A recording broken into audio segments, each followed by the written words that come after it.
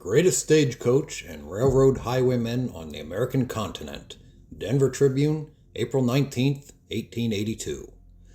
The James boys are daring train robbers, fearless highwaymen, and all that, but there's a man who has not a peer even in the tales of a Turpin romance. It was General Robert A. Cameron, the post office special agent for this department, who spoke.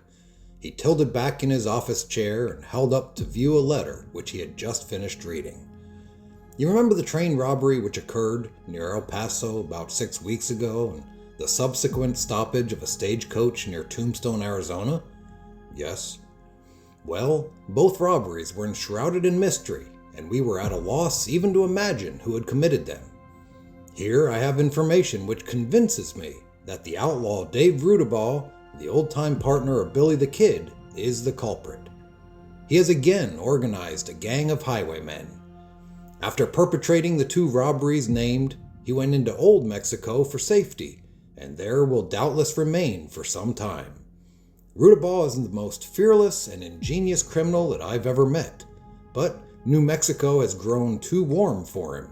He knows that, and being as cautious as he is courageous, he will not molest that section again until the coast is clear. Rudebaugh, you know, was a close partner to Billy the Kid, and he was captured with the latter a year ago last fall. The causes for and the incidents of the capture are well known. The Kid was wanted for many murders. Rudebaugh was wanted for many murders as well. Rudebaugh was wanted for repeated and extensive road robberies. The Kid and Rudebaugh were then the leaders of a strong gang of desperados. When the pursuing party overtook them, there were 9 in the outlaw party. In the fight which ensued, one of the outlaws was killed, 5 of them fled and escaped, and the Kid, Rudebaugh, and Billy Wilson, the notorious $100 bill counterfeiter, were captured. Owing to some technicality in his trial, he has not yet been convicted. Billy the Kid was sentenced to hang, killed his jailer Bob Ollinger, the brave man who led the capturing posse, and escaped from jail, murdering 3 other men. He was finally run down and killed by Pat Garrett in a Mexican's cabin. Dave Rudebaugh was tried in the United States court on several indictments for having robbed the mails, was convicted, and sentenced to life imprisonment. Rudebaugh, while in the jail at Las Vegas sometime previously awaiting trial for robbery, led an escape for his fellow prisoners. It was a bold dash, and one of those breaks that desperate men often make in the face of all possible odds. The guard opened fire upon the conspirators, and one of the escaping party who had secured a pistol returned the volley, killing the jailer. After Rudebaugh's conviction in the federal court, the state authorities claimed and tried him for the murder of the jailer. He was convicted on that charge and sentenced to hang. The United States officers then took the case to the Supreme Court for the reclamation of Rudebaugh and the enforcement of the original sentence. Pending the decision, Rudebaugh escaped a second time from the Las Vegas jail. He undermined the wall from his cell and liberated a majority of the prisoners. The man who committed the murder for which Rudebaugh was sentenced to hang died in his boots in an Arizona dance hall. That was a peculiar fact. Although banded together by some friendship and inseparable in their travels, Billy the Kid and Rudebaugh always detested each other. The difference between them was singular and striking. The Kid reveled in bloodshed, murder, and cattle thieving, while Rudebaugh flattered himself that he never killed anybody. Rudebaugh was braver than the Kid, and despite the fact that the Kid always held him in contempt for boasting that he was innocent of murder, he admired him for his indomitable courage when the emergency was of the most dangerous nature. Rudebaugh would look into the mouth of a pistol without flinching. The Kid would rather murder a man by an assassin's shot than face his victim in a duel. Rudebaugh was most content when on a robbing expedition. The Kid was only satisfied when planning or executing somebody's death.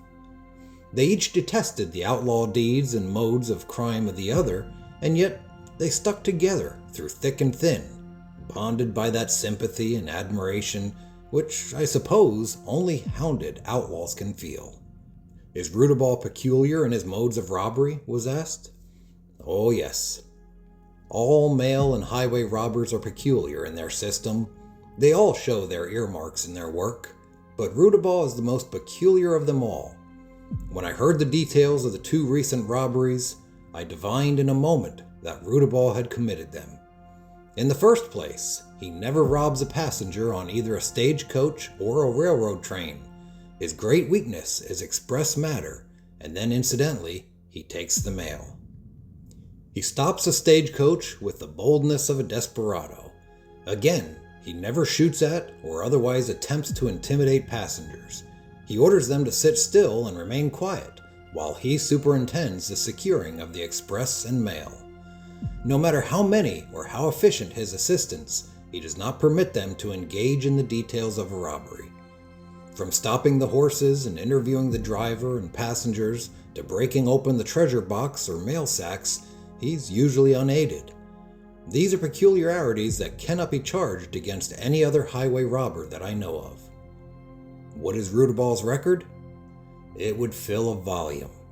He is 29 years old and commenced his long career of crime near his home in Ohio 12 years ago, robbing the express car of a railroad train. Only to think, he started as an outlaw in his 17th year. He made a big haul and escaped to Arkansas. I think it was Arkansas. During the intervening time, he has robbed railroad trains and stagecoaches in every state and territory between the Mississippi and the Western Slope. It's not unreasonable to approximate his thefts at $1 million. He is not dissipated. He never gets intoxicated. Yet, he is a reckless spendthrift in many ways. Most of the proceeds of his robberies have been lavished upon women or spent at the gambling table. These 2 subjects are his weakness. Do you know him personally? Yes, indeed. I am well acquainted with him. I met him for the first time when I went to Santa Fe a year ago to take a hand in his prosecution. I was agreeably surprised to find in him a handsome, intelligent man of striking personal magnetism in speech and conduct. He's one of the most conscientious conversationalists I've ever met. You know what I mean? There was no attempt at deception or dissimulation in anything that he asked or answered. He was plain and outspoken, even on subjects relating to his conviction and the apprehension of his associates in crime. "Why, Mr. Cameron," he would say, "I can't tell you this. You couldn't expect me to incriminate my partners." Or, "Now, Mr. Cameron, I will gladly tell you so-and-so." That was his style throughout. Although it was not generally known, it was I who induced him to confess the robberies for which he was tried. I honestly don't believe we could have convicted him if he had persisted in fighting the charges. Juries in such cases are so wonderfully sympathetic.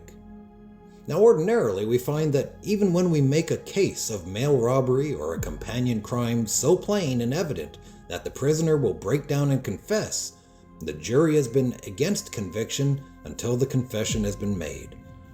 I suppose that fact is attributable to the romantic splendor with which some people surround a highway desperado. While we all fear the man who robs the road at the point of the pistol, we also admire him for his daring. And this is the reason the post office officials work so zealously to force or induce such criminals to confess. What is the appearance of Rudebaugh? He's thick-set and athletic in build, about 5 feet 9 inches in height. He's suave and very gentlemanly in his deportment. He has brown hair, hazel eyes, and a heavy mustache of a shade lighter than that of his hair. He's fluent in speech, mildly argumentative in disposition, and has that peculiar faculty of being able to obtain news and facts where others would fail.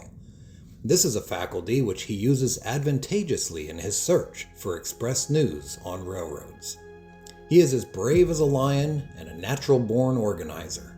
He gathers a gang and has it in working condition in a few days. He's never been betrayed. He is always clear-headed, has the cunning of a fox, and he never falls into a position of unnecessary danger through the recklessness of bravery or dissipation. What did he clean up in the El Paso and Tombstone robberies mentioned? As near as I can estimate, he secured $3,000 in the El Paso Express and about $1,500 from the mailbags of the stagecoach. He made a miscue on the El Paso robbery. He had been laying for a large express transfer of money for San Francisco and missed the train by 1 day. There's no discounting the fact that Rudebaugh today is the biggest figure in the highway robbery business in this country.